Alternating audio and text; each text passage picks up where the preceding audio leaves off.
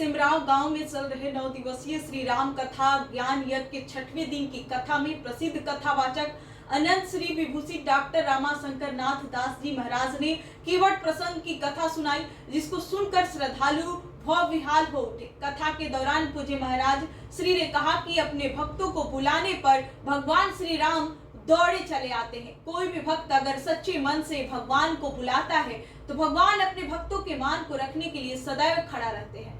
केवट की प्रसंग को गाते हुए श्री महाराज ने कहा कि केवट को निषाद राज जी के माध्यम से जैसे ही यह सूचना मिली कि भगवान श्री राम तमाशा नदी के किनारे आए हैं और उनको नदी पार करनी है, तो वो केवट में समूचे परिवार के साथ नदी घाट पर आकर भगवान को निहारने लगा। केवट को लगा कि उसके जन्मों की तपस्या आज पूर्ण हो गई है।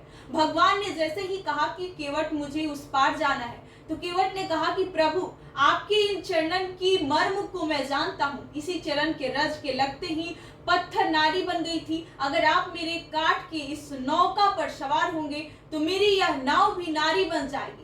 तब मैं अपने परिवार का लालन पालन कैसे करूंगा। इससे पहले कि आप मेरे नाव पर सवार हो, मैं आपका चरण गंगाजल से मल मल कर धोऊंगा, उसके बाद आपके नाव को बैठाऊंगा। भगवान केवट की इस बात को मानकर तैयार हो गए। केवट भगवान का चरण धोकर पहले अपने चरणामृत लिया, फिर अपने परिजनों के साथ सभी ग्रामीणों और सगे संबंधियों को पिलाया।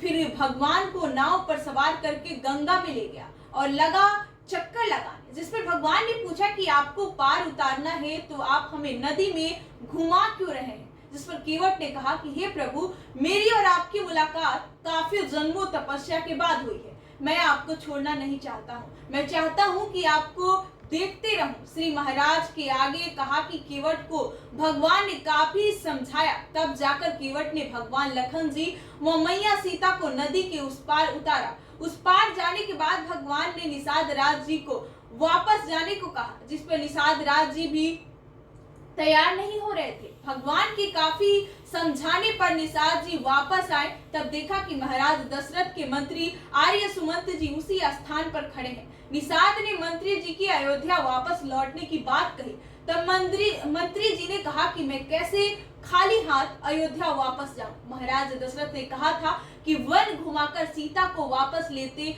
आना। तब निषाद ने मंत्री जी को समझाया, वह दोनों वहां से वापस आए। श्री महाराज ने आगे कहा कि भगवान अपने भक्तों की खुशी में ही अपनी खुशी देखते हैं। केवट कैसे प्रसन्न हो जाए वह सब कुछ भगवान ने किया। इस अवसर पर एक सुंदर झांकी निकाली गई, जिसको देखकर श्रद्धालु अपने आंखों के आंसू को रोक नहीं सके। मौके पर स्थानीय मुखिया पूजा राय, मुख्य यजमान जयप्रकाश कुशवाहा, वार्ड सदस्य दीपक कुशवाहा, त्रिभुवन राय, शैलेंद्र पटेल, कैलाश कुशवाहा, डॉक्टर अनिकेत, मनोज पासवान, उपेंद्र राय के अलावे हजारों की संख्या में गणमान्य लोग मौजूद रहे।